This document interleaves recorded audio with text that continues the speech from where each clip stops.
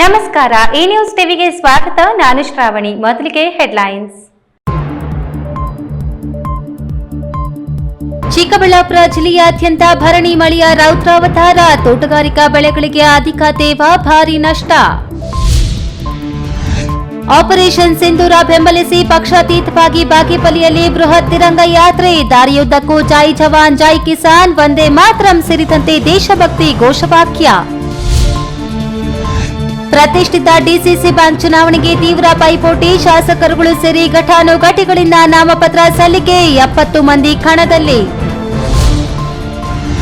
ಸತತ ಮಳೆಯಿಂದ ಹೂವಿನ ಬೆಳೆಗಾರರಿಗೆ ನಷ್ಟ, ರೈತರಿಗೆ ಆತಂಕ. ಗತಿಯಂತಾದ ಚಿಕ್ಕಬಳ್ಳಾಪುರ ಹೂವಿನ ಮಾರುಕಟ್ಟೆ.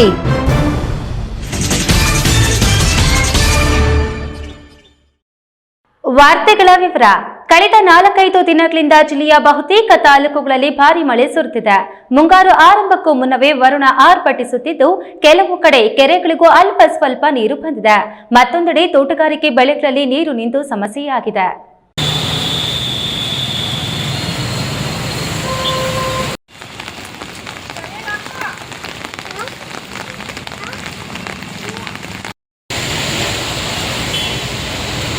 ಚಿಕ್ಕಬಳ್ಳಾಪುರ ಜಿಲ್ಲೆಯಾದ್ಯಂತ ಪ್ರತಿದಿನ ಸಂಜೆ ಶುರುವಾಗುವ ಮಳೆ ರಾತ್ರಿ ಇಡೀ ಆಗಾಗ್ಗೆ ಸುರಿಯುತ್ತಿತ್ತು. ಆದರೆ ಸೋಮವಾರ ಬೆಳಗಿನ ಜಾವ ಜಿಲ್ಲೆಯ ಬಹುತೇಕ ಕಡೆ ಭಾರಿ ಮಳೆ ಸುರಿದಿದೆ. ಇದಷ್ಟೇ ಅಲ್ಲದೆ 23ರವರೆಗೂ ಜಿಲ್ಲೆಯಲ್ಲಿ ಭಾರಿ ಮಳೆ ಮುನ್ಸೂಚನೆ ಇದ್ದು, ಮೇ 19ರಿಂದ ಶುರುವಾಗಬೇಕಿದ್ದ ಖಾಸಗಿ ಶಾಲೆಗಳ ಆರಂಭವನ್ನು ತಾತ್ಕಾಲಿಕವಾಗಿ ಮುಂದೂಡಲಾಗಿದೆ.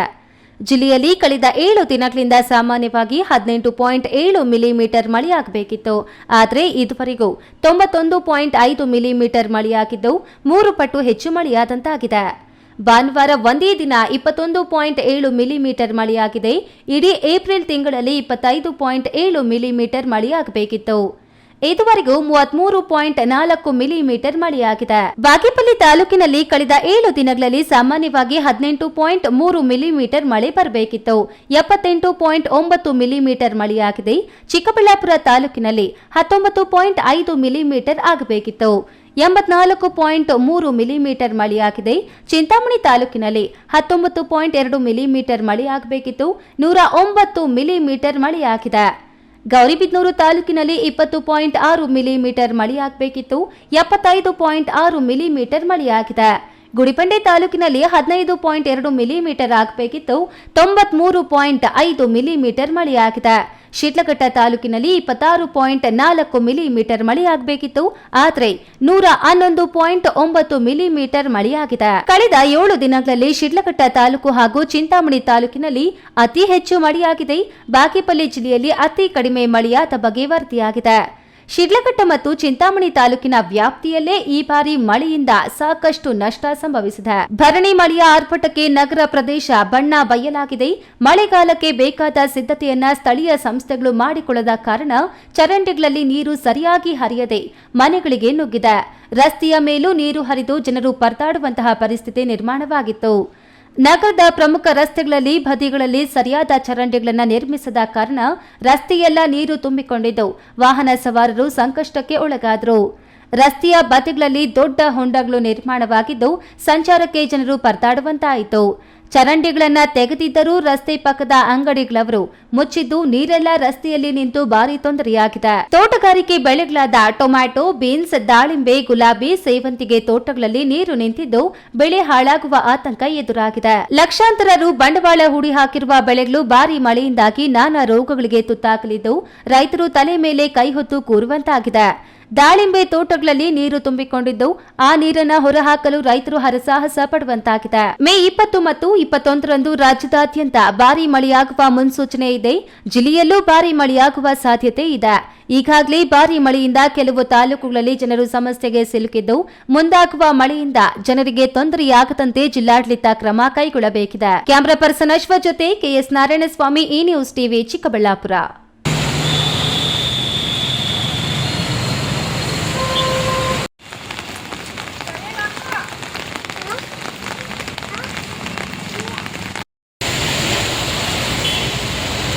ಭಾರತೀಯ ಸೇನೆಯ ಆಪರೇಷನ್ ಸಿಂಧೂರ ಬೆಂಬಲಿಸಿ ಪಕ್ಷಾತೀತವಾಗಿ ಬಾಗೇಪಲ್ಲಿ ಪಟ್ಟಣದ ಗೋಳೂರು ವೃತ್ತದಿಂದ ಕೋರ್ಟ್ ಆವರಣದವರೆಗೂ ಬೃಹತ್ ತಿರಂಗ ಯಾತ್ರೆಯ ಭವ್ಯ ಮೆರವಣಿಗೆ ಸಾವಿರಾರು ದೇಶ ಪ್ರೇಮಿಗಳ ಸಮ್ಮುಖದಲ್ಲಿ ನಡೆಯಿತು. ತಿರಂಗ ಯಾತ್ರೆಯ ಉದ್ದಕ್ಕೂ ಜೈ ಜವಾನ್ ಜೈ ಕಿಸಾನ್ ವಂದೇ ಮಾತರಂ ಸೇರಿದಂತೆ ದೇಶಭಕ್ತಿಯ ಹಲವು ಘೋಷಣೆಗಳನ್ನು ಕೂಗುತ್ತಾ ವಿದ್ಯಾರ್ಥಿಗಳು, ದೇಶ ಪ್ರೇಮಿಗಳು ಹಾಗೂ ಮುಖಂಡರು ಮುಖ್ಯ ರಸ್ತೆಯಲ್ಲಿ ಸಾಗಿದ್ರು. ಇಂಡಿಯನ್ ಆರ್ಮಿ ಜಿಂದಾಬಾದ್,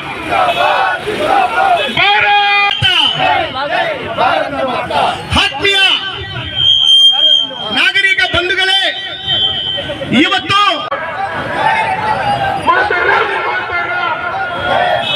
ಜಮ್ಮು ಮತ್ತು ಕಾಶ್ಮೀರ ಬಾಗೇಪಲ್ಲಿ ಪಟ್ಟಣದ ಗೋಳೂರು ವೃತ್ತದಿಂದ ಪ್ರಾರಂಭವಾದ ತಿರಂಗ ಯಾತ್ರೆ ಡಿವಿಜಿ ಮುಖ್ಯ ರಸ್ತೆಯಲ್ಲಿ ಮೆರವಣಿಗೆ ನಡೆಸಿ ಚಿತ್ರಾವತಿ ದಡದವರೆಗೆ ಸಾಗಿತು.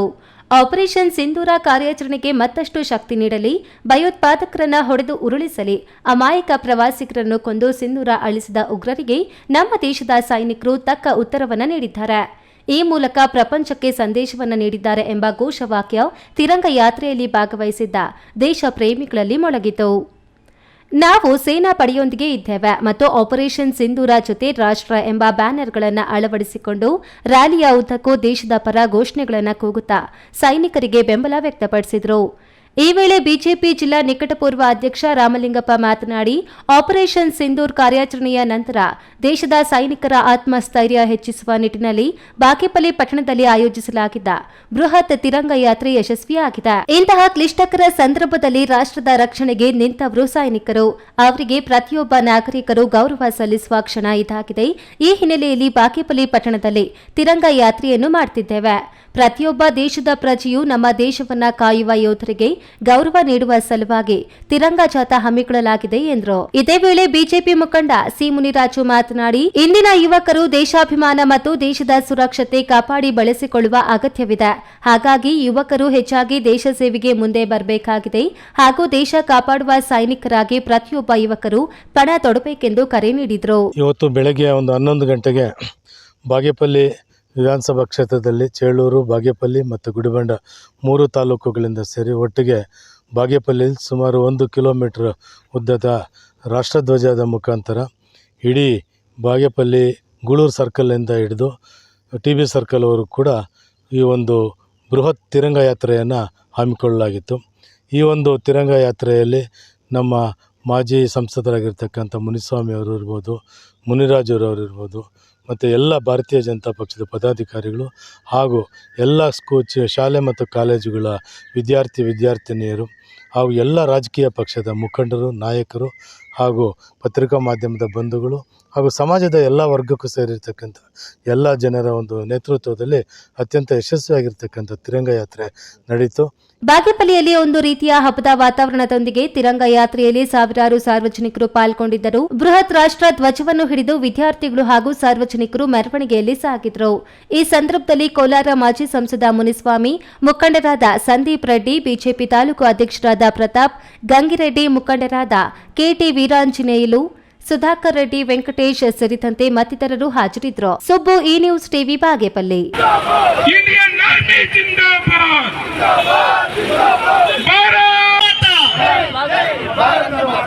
ಆತ್ಮೀಯ ನಾಗರಿಕ ಬಂಧುಗಳೇ, ಇವತ್ತು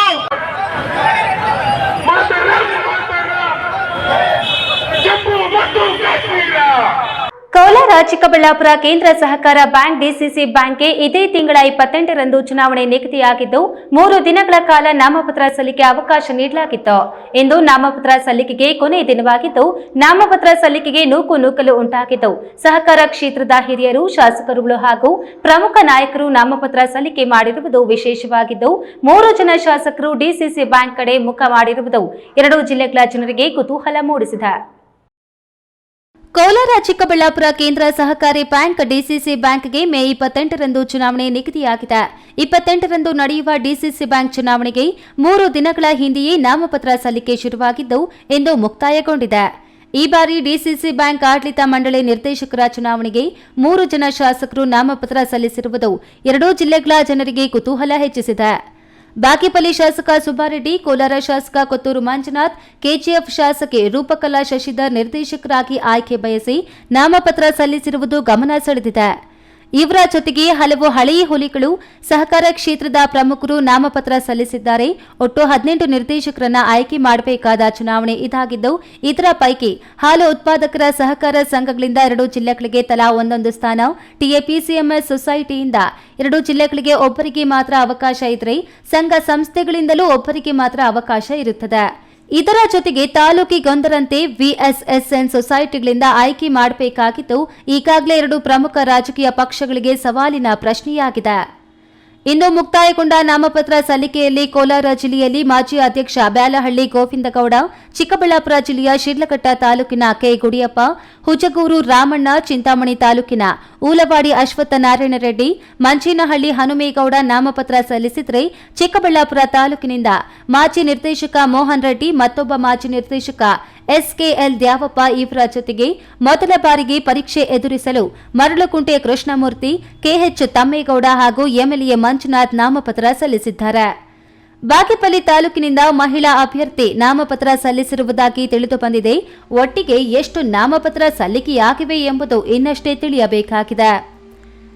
ಇನ್ನು ಇಂದು ನಾಮಪತ್ರ ಸಲ್ಲಿಕೆಗೆ ಕೊನೆಯ ದಿನವಾಗಿದ್ದು, ನಾಳೆ ಅಂದರೆ 21ರಂದು ನಾಮಪತ್ರ ಪರಿಶೀಲನೆ, 23ರಂದು ನಾಮಪತ್ರ ವಾಪಸ್ಸು ಪಡೆಯಲು ಕಡೆಯ ದಿನವಾಗಿರುತ್ತದೆ. 23ರ ನಂತರ ಅಂತಿಮವಾಗಿ ಕಣದಲ್ಲಿ ಎಷ್ಟು ಜನ ಅಭ್ಯರ್ಥಿಗಳು ಉಳಿದುಕೊಳ್ಳುತ್ತಾರೆ ಎಂಬುದು ತಿಳಿಯಲಿದೆ. ಕ್ಯಾಮರಾ ಪರ್ಸನ್ ಅಶ್ವಥ್ ಜೊತೆ ಕೆಎಸ್ ನಾರಾಯಣಸ್ವಾಮಿ, ಈ ನ್ಯೂಸ್ ಟಿವಿ, ಚಿಕ್ಕಬಳ್ಳಾಪುರ. ಇದೀಗ ವಿರಾಮದ ನಂತರ ಈ ನ್ಯೂಸ್ ಟಿವಿ ಮುಂದುವರಿಯುತ್ತದೆ.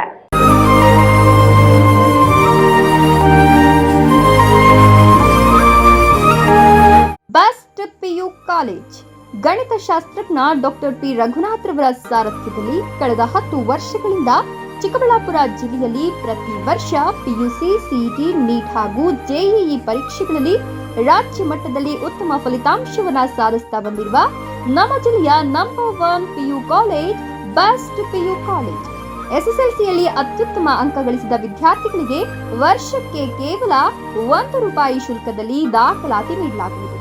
ಲಭ್ಯವಿರುವ ಕೋರ್ಸ್ಗಳು: ವಿಜ್ಞಾನ ವಿಭಾಗ, ಪಿಸಿಎಂಬಿ, ಪಿಸಿಎಂಸಿಎಸ್. ವಿಜ್ಞಾನ ವಿಭಾಗದ ವಿದ್ಯಾರ್ಥಿಗಳಿಗೆ ನೀಟ್, ಸಿಇಟಿ ಹಾಗೂ ಜೆಇಇ ವಿಶೇಷ ತರಬೇತಿ ನೀಡಲಾಗುವುದು. ಕಾಮರ್ಸ್ ವಿಭಾಗದಲ್ಲಿ ಇಬಿಎಸಿಎಸ್ ಮತ್ತು ಸಿಎ ಫೌಂಡೇಶನ್ ತರಬೇತಿ ನೀಡಲಾಗುವುದು. ಎಂದೇ ದಾಖಲಾತಿಗೆ ಸಂಪರ್ಕಿಸಿ. ಬೆಸ್ಟ್ ಪಿಯು ಕಾಲೇಜ್, ಸಿಎಸ್ಐ ಆಸ್ಪತ್ರೆ ರಸ್ತೆ, ಚಿಕ್ಕಬಳ್ಳಾಪುರ.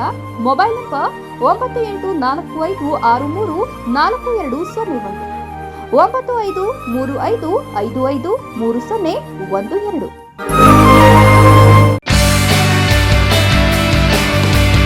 ಜೈನ್ ಮಿಷನ್ ಆಸ್ಪತ್ರೆ. ಜೈನ್ ಮಿಷನ್ ಟ್ರಸ್ಟ್ನ ಲಾಭರಹಿತ ಉಪಕ್ರಮ, ಬಿಬಿ ರಸ್ತೆ, ಚಿಕ್ಕಬಳ್ಳಾಪುರ. ದಶಕಗಳಿಂದ ಆರೋಗ್ಯ ಕ್ಷೇತ್ರದಲ್ಲಿ ಲಾಭರಹಿತವಾಗಿ ಸೇವೆ ಸಲ್ಲಿಸುತ್ತಿರುವ ಜೈನ್ ಮಿಷನ್ ಆಸ್ಪತ್ರೆ ಲಕ್ಷಾಂತರ ಜನರಿಗೆ ಉಚಿತವಾಗಿ ಕಣ್ಣಿನ ಶಸ್ತ್ರಚಿಕಿತ್ಸೆ ಮಾಡಿದೆ. ಗುಣಮಟ್ಟದ ಆರೋಗ್ಯ ಸೇವೆಗಾಗಿ ಕರ್ನಾಟಕ ಸರ್ಕಾರದಿಂದ ಪ್ರಶಂಸೆಗೆ ಒಳಗಾಗಿದೆ. ಈಗ ಚಿಕ್ಕಬಳ್ಳಾಪುರ, ಬೆಂಗಳೂರು ಗ್ರಾಮಾಂತರ, ಕೋಲಾರ ಜಿಲ್ಲೆಯ ಜನರ ಆರೋಗ್ಯ ಸೇವೆಗೆ ನಿರ್ಮಾಣವಾಗಿದೆ ಸುಸಜ್ಜಿತವಾದ 100 ಹಾಸಿಗೆಗಳ ಆಸ್ಪತ್ರೆ. ದಿನದ 24 ಗಂಟೆ ತುರ್ತು ಚಿಕಿತ್ಸೆಯಿಂದ ಹಿಡಿದು ಎಲ್ಲಾ ಕಾಯಿಲೆಗಳಿಗೂ ಚಿಕಿತ್ಸೆ ಲಭ್ಯ. ಅತ್ಯಾಧುನಿಕ ಐಸಿಯು, ಆಪರೇಷನ್ ಥಿಯೇಟರ್, ವಿಶೇಷ ವಾರ್ಡ್, ಹೆರಿಗೆ ವಾರ್ಡ್, ಮಕ್ಕಳ ವಾರ್ಡ್, ಅತ್ಯಾಧುನಿಕ ಪ್ರಯೋಗಾಲಯ ಸೌಲಭ್ಯಗಳು ದೊರೆಯುತ್ತವೆ. ನಮ್ಮ ಆಸ್ಪತ್ರೆಯಲ್ಲಿ ಫಿಜಿಷಿಯನ್, ಹೃದಯ ತಜ್ಞರು, ಮೂಳೆ ಶಸ್ತ್ರಚಿಕಿತ್ಸೆ, ಸ್ತ್ರೀರೋಗ, ಇಎನ್ಟಿ, ಡಯಾಲಿಸಿಸ್, ಮಕ್ಕಳ ತಜ್ಞರು ಸೇರಿದಂತೆ ಎಲ್ಲಾ ಸೇವೆಗಳು ಜೈನ್ ಮಿಷನ್ ಆಸ್ಪತ್ರೆಯಲ್ಲಿ ಲಭ್ಯ. ಹೈಟೆಕ್ ಆಸ್ಪತ್ರೆ ಸೌಲಭ್ಯ ಕಡಿಮೆ ದರದಲ್ಲಿ ಲಭ್ಯ. ಲಾಭ ಮಾಡುವುದು ನಮ್ಮ ಸಂಸ್ಥೆಯ ಉದ್ದೇಶವಲ್ಲ, ಆರೋಗ್ಯ ಸೇವೆ ನಮ್ಮ ಗುರಿ. Newton integrated PU college Chikkaballapur. ದಾಖಲಾತಿಗಳು ಪ್ರಾರಂಭವಾಗಿದ್ದು ಸೈನ್ಸ್ ಪಿಸಿಎಂಬಿ, ಪಿಸಿಎಂಸಿಎಸ್ ಹಾಗೂ ಕಾಮರ್ಸ್ ಇಬಿಎಸಿಎಸ್. ಅತಿ ಕಡಿಮೆ ಶುಲ್ಕ ಮತ್ತು 20 ವರ್ಷಗಳ ಅನುಭವವಿರುವ ಅಧ್ಯಾಪಕರು. ಸತತ 4 ವರ್ಷಗಳಿಂದ 100% ಫಲಿತಾಂಶ ಪಡೆದಿದ್ದು ಜಿಲ್ಲೆ ಮತ್ತು ತಾಲೂಕಿಗೆ ಪ್ರಥಮ ಸ್ಥಾನವನ್ನು ಪಡೆದುಕೊಂಡಿರುವ ಏಕೈಕ ಸಂಸ್ಥೆ. ಪ್ರತಿನಿತ್ಯ ಸಂಜೆ 5ರಿಂದ 7ರವರೆಗೆ ನಿರಂತರ 8 ತಿಂಗಳು ಜೆಇ, ನೀಟ್, ಸಿಇಟಿ ತರಗತಿಗಳನ್ನು ನಡೆಸುತ್ತಿದ್ದು ಪ್ರಸ್ತುತ ವರ್ಷ ನೀಟ್ನಲ್ಲಿ ಉತ್ತಮ ಅಂಕ ಗಳಿಸಿ ಶಶಿಪ್ರಸಾದ್ ಮತ್ತು ಮೋನಿಕಾ ಸರ್ಕಾರಿ ವೈದ್ಯಕೀಯ ಸೀಟು ಪಡೆದಿದ್ದಾರೆ. ಹಿಂದೆ ನಿಮ್ಮ ಮಕ್ಕಳನ್ನ ಸೇರಿಸಿ. ವಿರಾಮದ ನಂತರ ಎ ನ್ಯೂಸ್ ಟಿವಿಗೆ ಸ್ವಾಗತ. ಸಿಲ್ಕ್ ಅಂಡ್ ಮಿಲ್ಕ್ಗೆ ಖ್ಯಾತಿಯಾಗಿರುವ ಚಿಕ್ಕಬಳ್ಳಾಪುರ ಜಿಲ್ಲೆ ಹೂವಿನ ಬೆಳೆಗೂ ಅಷ್ಟೇ ಪ್ರಸಿದ್ಧಿ. ಪಾತಾಳಕ್ಕೆ ಹೋಗಿರುವ ನೀರಿನ ನಡುವೆ ಹನಿ ನೀರಿಗೂ ಕಷ್ಟಪಡುವ ಇಲ್ಲಿನ ಶ್ರಮಜೀವಿಗಳು ಆರ್ಥಿಕವಾಗಿ ಸಾಮಾಜಿಕವಾಗಿ ಸಬಲರಾಗುವ ಸತತ ಪ್ರಯತ್ನದಲ್ಲಿರ್ತಾರೆ. ಅದರಂತೆ ತರಹೇವಾರಿ ಹೂವಿನ ಬೆಳೆಗಳನ್ನು ವೈಜ್ಞಾನಿಕವಾಗಿ ಬೆಳೆಯುವ ಇಲ್ಲಿನ ರೈತರು ದೇಶದ ವಿವಿಧ ಮೂಲೆಗಳಿಗೆ ಸರಬರಾಜು ಮಾಡುವಷ್ಟು ಗುಣಮಟ್ಟ ಕಾಯ್ದುಕೊಂಡು ಬಂದಿದ್ದಾರೆ.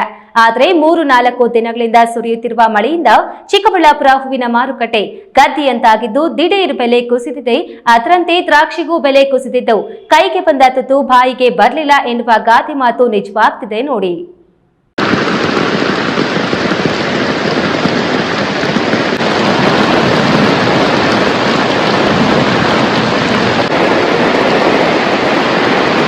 ಭಾರತದ ಕೃಷಿಯನ್ನ ಮಾನ್ಸೂನ್ ಜೊತೆಗಿನ ಜೂಜಾಟ ಅಂತ ಬಿಂಬಿಸಲಾಗುತ್ತದೆ.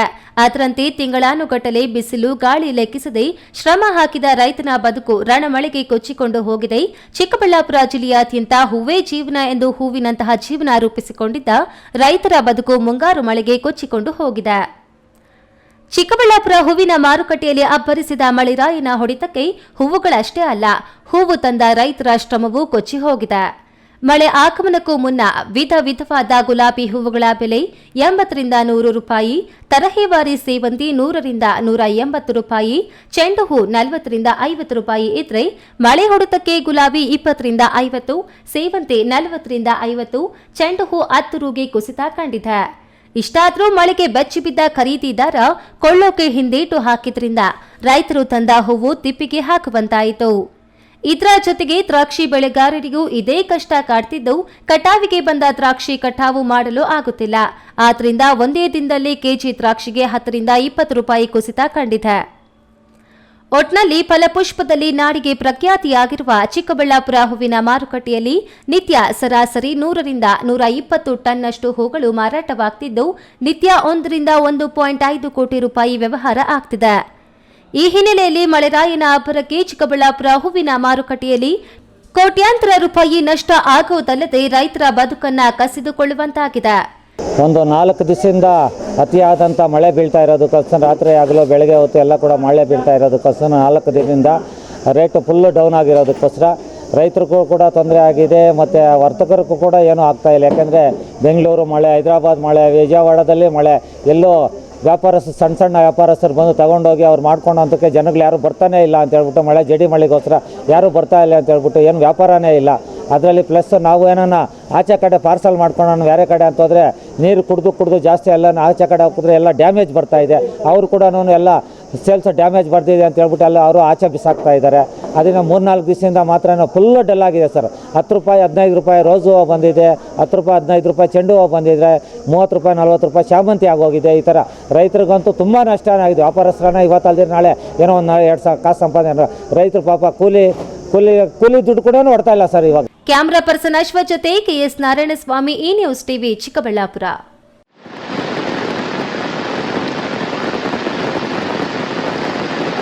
ಪ್ರತಿಷ್ಠಿತ ಸಹಕಾರಿ ಕ್ಷೇತ್ರದ ಡಿಸಿಸಿ ಬ್ಯಾಂಕ್ಗೆ ಬಾಗೇಪಲ್ಲಿ ವಿಧಾನಸಭಾ ಕ್ಷೇತ್ರದ ಶಾಸಕ ಎಸ್ಎನ್ ಸುಬ್ಬಾರೆಡ್ಡಿ ಅವಿರೋಧವಾಗಿ ಆಯ್ಕೆಯಾಗಿದ್ದಾರೆ.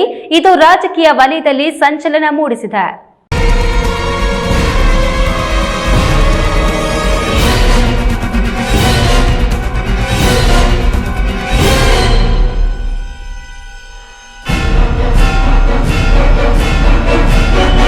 ಬಾಗೇಪಲ್ಲಿ ವಿಧಾನಸಭಾ ಕ್ಷೇತ್ರದಲ್ಲಿ ಹ್ಯಾಟ್ರಿಕ್ ಗೆಲುವು ಸಾಧಿಸಿ 3 ಬಾರಿ ಶಾಸಕರಾಗಿ ಆಯ್ಕೆಯಾಗಿರುವ ಸಮಾಜ ಸೇವಕ ಎಸ್ಎನ್ ಸುಬ್ಬಾರೆಡ್ಡಿ ಇದೇ ಮೊದಲ ಬಾರಿಗೆ ಡಿಸಿಸಿ ಬ್ಯಾಂಕ್ನ ನಿರ್ದೇಶಕ ಸ್ಥಾನಕ್ಕೆ ವಿಎಸ್ಎಸ್ಎನ್ ಸೊಸೈಟಿಗಳ ಮೂಲಕ ನಾಮಪತ್ರ ಸಲ್ಲಿಸಿದ್ದು, ಬೇರೆ ಯಾರೂ ನಾಮಪತ್ರ ಸಲ್ಲಿಸದ ಕಾರಣ ಎಸ್ಎನ್ ಸುಬ್ಬಾರೆಡ್ಡಿ ಅವಿರೋಧವಾಗಿ ಆಯ್ಕೆಯಾಗಿದ್ದು ಅಧಿಕೃತ ಘೋಷಣೆಯಾಗಬೇಕಿದೆ. ಈ ಬಾರಿ ಡಿಸಿಸಿ ಬ್ಯಾಂಕ್ ಚುನಾವಣೆ ಪ್ರತಿಷ್ಠೆಯ ಚುನಾವಣೆಯಾಗಿದ್ದು ಘಟಾನುಘಟಿ ಶಾಸಕರುಗಳು ಚುನಾವಣಾ ಅಖಾಡಕ್ಕೆ ಇಳಿದಿದ್ದಾರೆ. ನಾಮಪತ್ರ ಸಲ್ಲಿಸುವ ವೇಳೆ ಶಾಸಕ ಸುಬ್ಬಾರೆಡ್ಡಿ ಡಿಸಿಸಿ ಬ್ಯಾಂಕ್ ಆಡಳಿತ ವ್ಯವಸ್ಥೆ ಕುಸಿದಿದೆ, ಸರಿಯಾಗಿ ಸಾಲ ನೀಡುತ್ತಿಲ್ಲ, ಸಾಲ ವಸೂಲಾತಿ ಸರಿಯಾಗಿ ಆಗ್ತಿಲ್ಲ, ಆದ್ದರಿಂದ ಸಹಕಾರಿ ಕ್ಷೇತ್ರದ ಬ್ಯಾಂಕಿನ ಸರಿಪಡಿಸುವ ಸಲುವಾಗಿ ಸ್ಪರ್ಧಿಸುವುದಾಗಿ ತಿಳಿಸಿದ್ದರು. ನಮ್ಮ ಡಿಸಿಸಿ ಬ್ಯಾಂಕ್ಗೆ ನಾಮಿನೇಷನ್ ನಾನು ಸಲ್ಲಿಸಿದ್ದೇನೆ. ಕಾರಣ ಇಷ್ಟೇ, ರೀಸೆಂಟಾಗಿ ಒಂದೂವರೆ ವರ್ಷದಿಂದ ಈ ಡಿ ಸಿ ಸಿ ಬ್ಯಾಂಕು ಸರಿಯಾದ ರೀತಿಯಲ್ಲಿ ನಡೀತಾ ಇಲ್ಲ. ನಾವು ಇದ್ದು ಸರ್ಕಾರದಲ್ಲಿರೋದ್ರಿಂದ ಅದನ್ನು ಸರಿದಾರಿ ತರೋಣ ಅನ್ನೋ ನಿಟ್ಟಿನಲ್ಲಿ ನಮ್ಮ ಎಲ್ಲ ನಮ್ಮ ಡೆಲಿಗೇಟ್ಸ್ ಆಗಲಿ ಎಲ್ಲ ನಮ್ಮ ಮೆಂಬರ್ಸ್ ಮಾತನಾಡಿ ಇದಕ್ಕೊಂದು ಸರಿದಾರಿ ತೋರಿಸೋಣ ನಿಟ್ಟಿನಲ್ಲಿ ನಿಂತಿದ್ದೇವೆ ವಿನಃ ಬೇರೆ ಏನು ಉದ್ದೇಶ ಇಲ್ಲ. ಶಾಸಕ ಸುಬ್ಬಾರೆಡ್ಡಿ ಪ್ರಬಲ ಸಚಿವ ಸ್ಥಾನದ ಆಕಾಂಕ್ಷಿಯಾಗಿದ್ದು, ಶಾಸಕ ಸುಬ್ಬಾರೆಡ್ಡಿ ಬಯಸಿದ್ರೆ ಡಿಸಿಸಿ ಬ್ಯಾಂಕ್ ಅಧ್ಯಕ್ಷರಾಗುವ ಅವಕಾಶವಿದೆ. ಒಟ್ಟಾರೆ ಈ ಬಾರಿ ಡಿಸಿಸಿ ಬ್ಯಾಂಕ್ ಚಿಕ್ಕಬಳ್ಳಾಪುರ, ಕೋಲಾರ ಜಿಲ್ಲೆಯಲ್ಲಿ ಒಂದು ಪ್ರತಿಷ್ಠಿತ ಚುನಾವಣಾ ಅಖಾಡವಾಗಿದೆ. ಈ ನ್ಯೂಸ್ ಟಿವಿ ಬ್ಯೂರೋ, ಚಿಕ್ಕಬಳ್ಳಾಪುರ.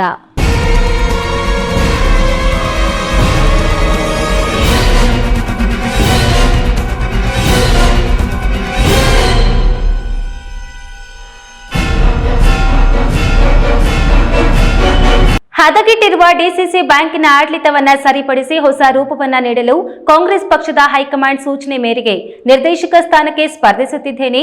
ನಾನು ಅಧ್ಯಕ್ಷ ಸ್ಥಾನದ ಆಕಾಂಕ್ಷಿಯಲ್ಲ ಎಂದು ಶಾಸಕ ಕೊತ್ತೂರು ಮಂಜುನಾಥ್ ಹೇಳಿದರು.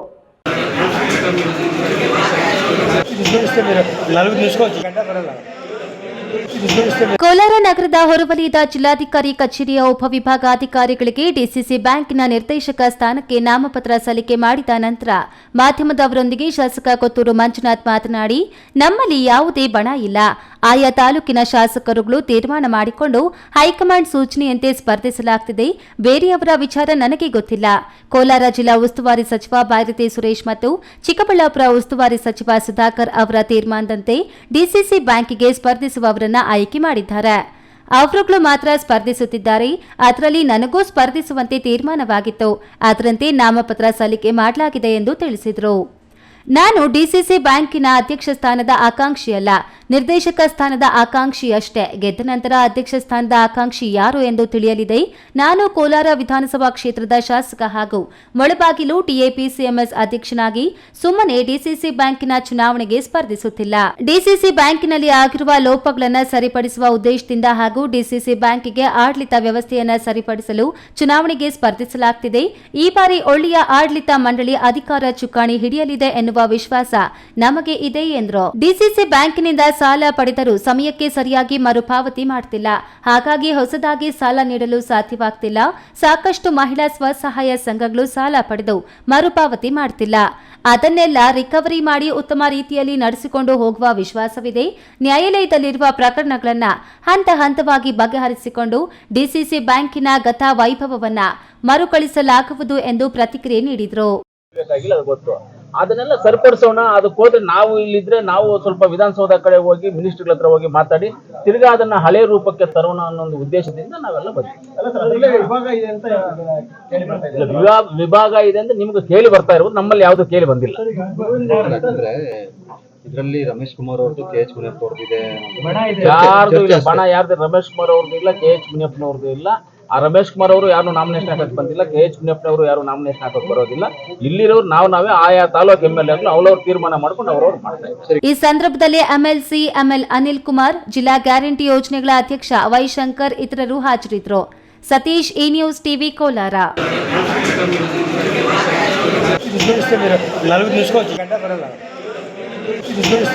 ವಾಣಿಜ್ಯ ನಗರಿ ಚಿಂತಾಮಣಿಯ ನಾರಸಿಂಹಪೇಟೆಯಲ್ಲಿ ನೆಲೆಸಿರುವ ಗ್ರಾಮ ದೇವತೆ ಶ್ರೀ ಗಂಗಮ್ಮ ದೇವಿಯ ಗಂಗಾ ಜಾತ್ರೆ ಪ್ರಯುಕ್ತ ಮೊದಲ ದಿನ ಗಂಗಾ ಭವಾನಿ ಅಮ್ಮನವರಿಗೆ ಅಭಿಷೇಕ ಸೇರಿದಂತೆ ಹಲವು ಪೂಜಾ ಕಾರ್ಯಕ್ರಮಗಳು ನಡೆದವು. ಸಾವಿರಾರು ಸಂಖ್ಯೆಯಲ್ಲಿ ಭಕ್ತಾದಿಗಳು ದೇವಾಲಯಕ್ಕೆ ಆಗಮಿಸಿ ಅಮ್ಮನವರ ದರ್ಶನ ಪಡೆದು ಪುನೀತರಾದರು.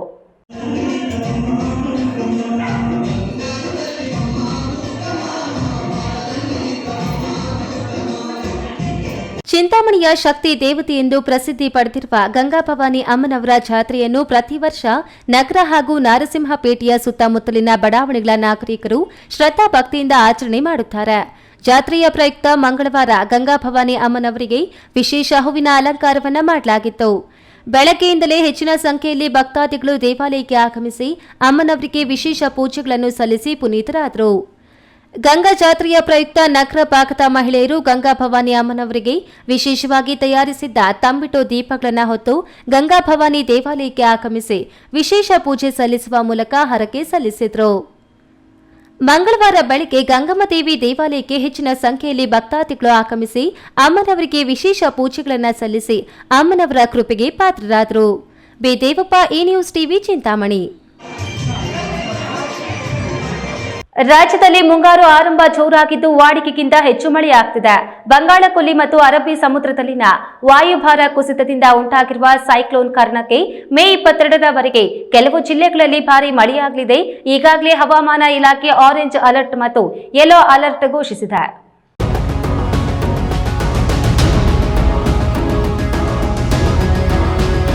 ಬಂಗಾಳ ಕೊಲ್ಲಿಯಲ್ಲಿ ಮತ್ತು ಅರಬ್ಬಿ ಸಮುದ್ರದ ಕರಾವಳಿ ಭಾಗದಲ್ಲಿ ವಾಯುಭಾರ ಕುಸಿತದಿಂದ ಹವಾಮಾನ ಏರುಪೇರಾಗಿದ್ದು ಸೋಮವಾರದಿಂದಲೇ ರಾಜ್ಯದ 11 ಜಿಲ್ಲೆಗಳಲ್ಲಿ ಗುಡುಗು ಸಹಿತ ಭಾರೀ ಮಳೆಯಾಗುತ್ತಿದೆ. ಮೇ 22ರವರೆಗೂ 11 ಜಿಲ್ಲೆಗಳಾದ ಧಾರವಾಡ, ಹಾವೇರಿ, ಗದಗ, ಹಾಸನ, ಕೊಡಗು, ದಕ್ಷಿಣ ಕನ್ನಡ ಜಿಲ್ಲೆಗಳಲ್ಲಿ 30 ರಿಂದ 50 ಕಿಲೋಮೀಟರ್ ವೇಗದಲ್ಲಿ ಬಿರುಗಾಳಿ ಬೀಸಲಿದ್ದು ಹೆಚ್ಚಿನ ಮಳೆಯಾಗಲಿದೆ ಎಂದು ತಿಳಿಸಿರುವ ಹವಾಮಾನ ಇಲಾಖೆ ಆರೆಂಜ್ ಅಲರ್ಟ್ ನೀಡಿದೆ.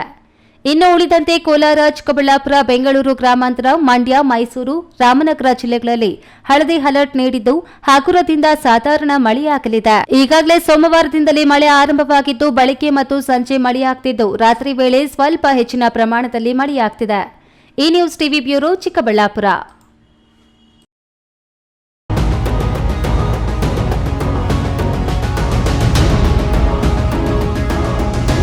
ಕನ್ನಡ ನಾಡು, ನುಡಿ, ಜಲ, ಸಂಸ್ಕೃತಿ, ಗಡಿನಾಡ ಗೆಳೆತನ, ಹೋರಾಟ, ಹಾರಾಟಗಳ ಸ್ವಾಗತ, ಅಸಮಾಧಾನಗಳ ಒಡಲೊಳಗೆ ಇಟ್ಟುಕೊಂಡು ಬೆಳೆಯುತ್ತಿರುವ ಕನ್ನಡ ಸಾಹಿತ್ಯ ಪರಿಷತ್ ಜಿಲ್ಲಾ 10ನೇ ಸಮ್ಮೇಳನಕ್ಕೆ ಮತ್ತೊಮ್ಮೆ ದಿನಾಂಕ ನಿಗದಿಯಾಗಿದೆ. ಸಾಹಿತ್ಯ ಸಮ್ಮೇಳನದ ಜೊತೆಗೆ ಕನ್ನಡ ಭವನ ಲೋಕಾರ್ಪಣೆ ಜೊತೆಗೆ ನಡೆಯಲಿದ್ದು ಇದೇ ತಿಂಗಳು 27 ಮತ್ತು 28ರಂದು 2 ಕಾರ್ಯಕ್ರಮಗಳು ವಿದ್ಯುಕ್ತವಾಗಿ ನೆರವೇರಲಿದೆ.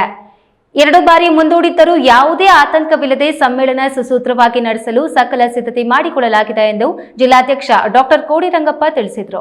ಪತ್ರಕರ್ತರ ಭವನದಲ್ಲಿ ಕರೆದಿದ್ದೀವಿ. ಈ ಒಂದು ಕಾರ್ಯಕ್ರಮಕ್ಕೆ ಚಿಕ್ಕಬಳ್ಳಾಪುರ ಜಿಲ್ಲಾ ಕನ್ನಡ ಸಾಹಿತ್ಯ ಪರಿಷತ್ ಜಿಲ್ಲಾ ಸಮ್ಮೇಳನ ಮತ್ತು ಕನ್ನಡ ಭವನ ಲೋಕಾರ್ಪಣೆಗೆ ಮತ್ತೆ ದಿನಾಂಕ ನಿಗದಿಯಾಗಿದ್ದು ಇದೇ ತಿಂಗಳ 27 ಮತ್ತು 28ರಂದು ವಿದ್ಯುಕ್ತವಾಗಿ ನಡೆಸಲು ತೀರ್ಮಾನಿಸಲಾಗಿದೆ. ಸರ್ಕಾರದಿಂದಲೇ ಈ ಬಗ್ಗೆ ಗ್ರೀನ್ ಸಿಗ್ನಲ್ ಸಿಕ್ಕಿದೆ. ಜಿಲ್ಲಾಡಳಿತವು ಮೇಲ್ಕಂಡ ದಿನಾಂಕವನ್ನು ಒಪ್ಪಿಕೊಂಡಿದೆ.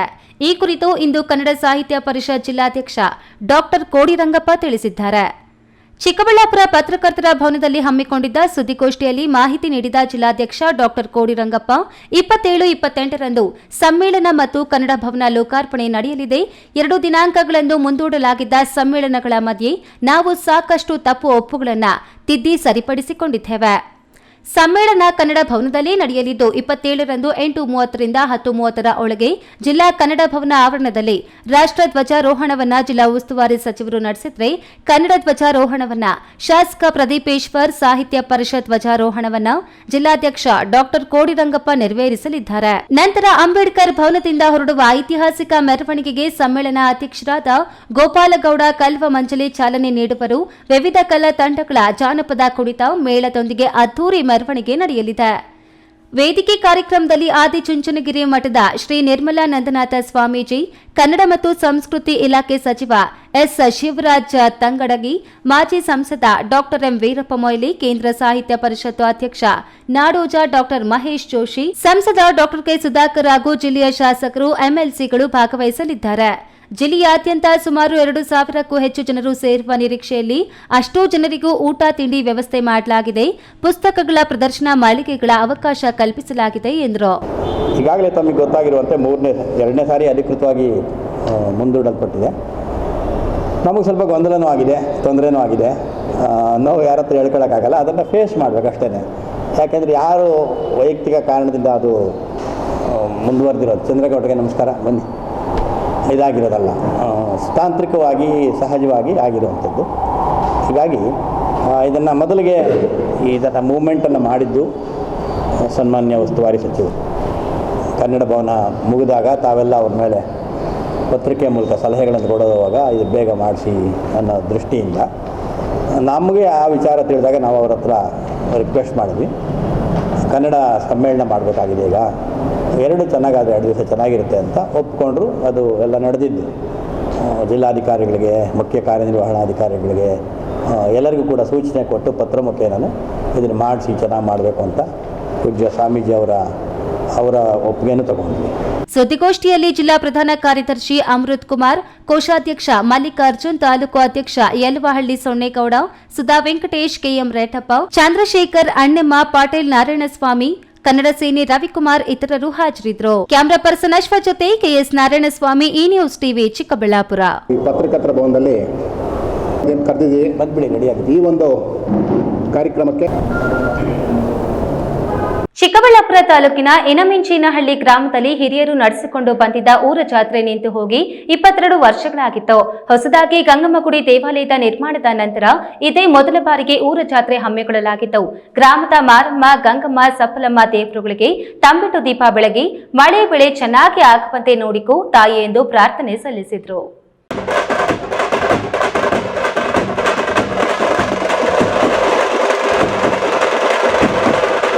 ಚಿಕ್ಕಬಳ್ಳಾಪುರ ತಾಲೂಕಿನ ಇನಮಿಂಚೇನಹಳ್ಳಿಯಲ್ಲಿ 3 ದಿನಗಳ ಕಾಲ ಜಾತ್ರಾ ಮಹೋತ್ಸವ ವಿಜೃಂಭಣೆಯಿಂದ ನಡೆಯುತ್ತಿದೆ.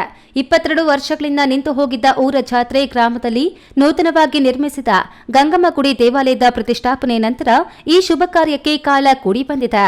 ನಿನ್ನೆಯಿಂದ ಪ್ರಾರಂಭವಾಗಿರುವ ಜಾತ್ರಾ ಮಹೋತ್ಸವಕ್ಕೆ ಇಂದು ಗ್ರಾಮಸ್ಥರಲ್ಲದೆ ಸುತ್ತಮುತ್ತಲಿನ ಗ್ರಾಮಗಳ ನೂರಾರು ಜನರು ಆಗಮಿಸಿ ಧಾರ್ಮಿಕ ಕಾರ್ಯಕ್ರಮಗಳಲ್ಲಿ ಪಾಲ್ಗೊಂಡು ಇಷ್ಟಾರ್ಥಗಳನ್ನು ಬೇಡಿಕೊಂಡರು. 2 ದಿನಗಳ ಕಾಲ ಗ್ರಾಮ ದೇವತೆಗಳಿಗೆ ತಂಬಿಟ್ಟು ದೀಪಗಳ ಆರತಿ ಬೆಳಗಿದ್ರು. ಗ್ರಾಮದ ಮಹಿಳೆಯರು ಇಂದು ಮಾರಮ್ಮ, ಗಂಗಮ್ಮ, ಸಪ್ಪಲಮ್ಮ ದೇವರುಗಳ ಜಾತ್ರಾ ಮಹೋತ್ಸವ ವಿಜೃಂಭಣೆಯಿಂದ ಆಚರಣೆ ಮಾಡಲಾಯಿತು.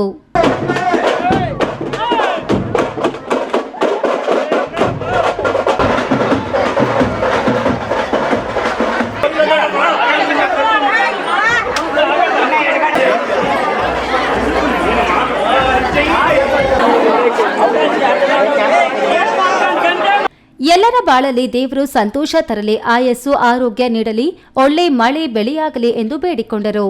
ನಮ್ಮ ಇನಮಿಂಚೇನಹಳ್ಳಿ ಗ್ರಾಮದಲ್ಲಿ ಗ್ರಾಮ ದೇವತೆಗಳು ಮತ್ತು ನಮ್ಮ ಹೆಣ್ಣು ದೇವತೆಗಳಾದ ಗಂಗಮ್ಮನು ಮತ್ತು ಸಪ್ಪಲಮ್ಮನು ಮತ್ತು ಮಾರಮ್ಮನು, ದೊಡ್ಡಮ್ಮನು, ಮಹೇಶ್ವರಮ್ಮನು ಎಲ್ಲ ಒಟ್ಟಿಗೆ ಸೇರಿ ನಿನ್ನೆ ಸೋಮವಾರ ಮತ್ತು ಇವತ್ತು ಮಂಗಳವಾರ 2 ದಿವಸ ನಾವು ಅವರಿಗೆ ತಂಬಿಟ್ಟು ದೀಪದ ಬೆಳವಣಿಗೆ ಮತ್ತು ತಂಬಿಟ್ಟು ಆರತಿಗಳು ಮತ್ತು ಏನು ಮೂಲದಿಂದ ದೊಡ್ಡವರು ಏನು ನಡೆದವರು ಸಂಪ್ರದಾಯಗಳು ಆ ರೀತಿ ನಾವು ಊರ ಜಾತ್ರೆಯನ್ನು ಮಾಡ್ತಾ ಇದ್ದೀವಿ.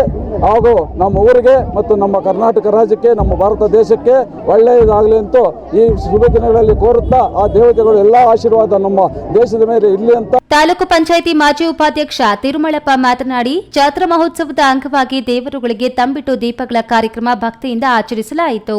ಊರಿನ ದೇವರು ಸದಾ ಜನರನ್ನ ಕಾಪಾಡುತ್ತಾ ಬಂದಿದ್ದು, ಗ್ರಾಮಸ್ಥರು ಕೂಡ ದೈವ ಭಕ್ತಿಯನ್ನು ಮೆರೆದು ಊರಿಗೆ ಒಳ್ಳೆಯದಾಗಬೇಕೆಂದು ಪೂಜೆ ಪುನಸ್ಕಾರಗಳು ಮಾಡುತ್ತಾ ಬಂದಿದ್ದು,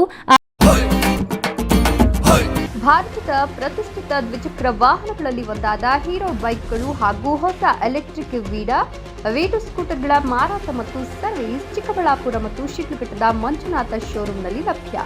ಚಿಕ್ಕಬಳ್ಳಾಪುರ ಜಿಲ್ಲೆಯಲ್ಲಿ ಪೆಟ್ರೋಲ್ ಹಾಗೂ ಎಲೆಕ್ಟ್ರಿಕ್ ಹೀರೋ ದ್ವಿಚಕ್ರ ವಾಹನಗಳ ಅಧಿಕೃತ ಮಾರಾಟಗಾರರು ಲಕ್ಷ್ಮೀನಾರಾಯಣ್ ಸಾರಥ್ಯದಲ್ಲಿ ಆರಂಭವಾಗಿರುವ ಮಂಜುನಾಥ ಹೀರೋ ಶೋರೂಮ್ಗಳು ಹಲವು ವೈಶಿಷ್ಟ್ಯತೆಗಳೊಂದಿಗೆ ಕೂಡಿವೆ. ವಿಳಾಸ ವಿಶಾಲ್ ಮಾರ್ಟ್ ಮುಂಭಾಗ, ಬಿಬಿ ರಸ್ತೆ, ಚಿಕ್ಕಬಳ್ಳಾಪುರ ಮತ್ತು ಕೆಎಸ್ಆರ್ಟಿಸಿ ಬಸ್ ಸ್ಟ್ಯಾಂಡ್ ಹತ್ತಿರ, ಶಿಡ್ಲಘಟ್ಟ. ಇಂದೇ ಭೇಟಿ. ನನ್ನ ಕನಸು ಡಾಕ್ಟರ್ ಆಗೋದು. ಡಾಕ್ಟರ್ ಆಗೋದು ನನ್ನ ಕನಸು. ಮಗಳು ಡಾಕ್ಟರ್ ಆಗ್ಲಿ ಅನ್ನೋದು ನನ್ನ ಕನಸು. ಕನಸು ಎಲ್ಲರಿಗೂ ಇರುತ್ತದೆ. ಇಂಕ ಡಾಕ್ಟರ್ ಓಡ್ಪಂದು ಭಾರಿ ಆಸೆ ಉಂಡು.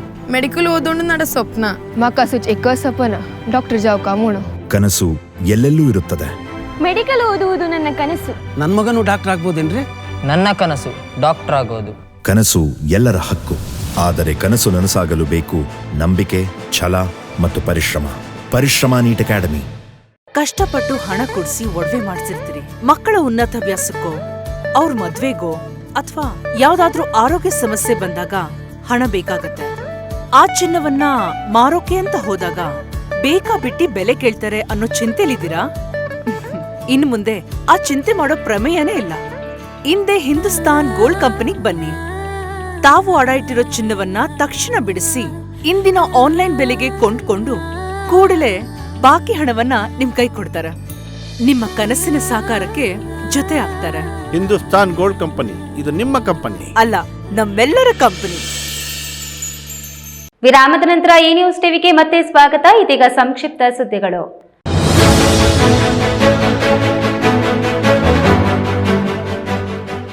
ಶಿಡ್ಲಘಟ್ಟ ತಾಲೂಕಿನ ಕುಂದಲಗುರ್ಕಿಯಲ್ಲಿ ಸೋಮವಾರ ಸಂಜೆಯವರೆಗೂ ಅದ್ದೂರಿಯಾಗಿ ಡಾಕ್ಟರ್ ಬಿಆರ್ ಅಂಬೇಡ್ಕರ್ ಜಯಂತಿ ಕಾರ್ಯಕ್ರಮ ನಡೆಸಲಾಯಿತು. ಈ ವೇಳೆ ಮಹಿಳಾ ಆಯೋಗದ ಅಧ್ಯಕ್ಷೆ ನಾಗಲಕ್ಷ್ಮಿ ಚೌಧರಿ ಅವರು ಮಾತನಾಡಿ, ಅಂಬೇಡ್ಕರ್ ಬೆಳಕಿನ ಹಾದಿ, ಸಮಾನತೆಗಾಗಿ ಕ್ರಾಂತಿಯನ್ನುಂಟು ಮಾಡಿದ ಮಹಾನ್ ಚೇತನ. ಹಾಗಾಗಿ ಎಲ್ಲರಲ್ಲೂ ಅರಿವು ಮುಖ್ಯ. ಇದನ್ನು ಮೂಡಿಸಲು ಯಾರಿಗೂ ಹೆದರಬೇಕಿಲ್ಲ. ನಮಗೆ ಅಭಿವೃದ್ಧಿ ಮುಖ್ಯವಾಗಿದ್ದು ಆ ನಿಟ್ಟಿನಲ್ಲಿ ನಡೆಯೋಣ ಅಂತ ಹೇಳಿದರು.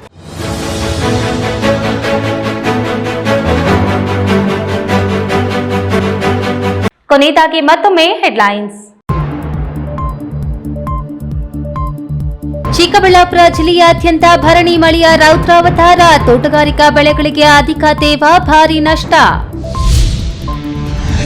ಆಪರೇಷನ್ ಸಿಂಧೂರ ಬೆಂಬಲಿಸಿ ಪಕ್ಷಾತೀತವಾಗಿ ಬಾಗೇಪಲ್ಲಿಯಲ್ಲಿ ಬೃಹತ್ ತಿರಂಗ ಯಾತ್ರೆ, ದಾರಿಯುದ್ದಕ್ಕೂ ಜೈ ಜವಾನ್ ಜೈ ಕಿಸಾನ್, ವಂದೇ ಮಾತರಂ ಸೇರಿದಂತೆ ದೇಶಭಕ್ತಿ ಘೋಷವಾಕ್ಯ. ಪ್ರತಿಷ್ಠಿತ ಡಿಸಿಸಿ ಬ್ಯಾಂಕ್ ಚುನಾವಣೆಗೆ ತೀವ್ರ ಪೈಪೋಟಿ, ಶಾಸಕರುಗಳು ಸೇರಿ ಘಟಾನುಘಟಿಗಳಿಂದ ನಾಮಪತ್ರ ಸಲ್ಲಿಕೆ, 70 ಮಂದಿ ಕಣದಲ್ಲಿ. ಸತತ ಮಳೆಯಿಂದ ಹೂವಿನ ಬೆಳೆಗಾರರಿಗೆ ನಷ್ಟ, ರೈತರಿಗೆ ಆತಂಕ, ಗತಿಯಂತಾದ ಚಿಕ್ಕಬಳ್ಳಾಪುರ ಹೂವಿನ ಮಾರುಕಟ್ಟೆ. ದಿನನಿತ್ಯದ ಸುದ್ದಿ ಸ್ವಾರಸ್ಯಕ್ಕಾಗಿ ತಪ್ಪದೆ ವೀಕ್ಷಿಸಿ ಈ ನ್ಯೂಸ್ ಟಿವಿ.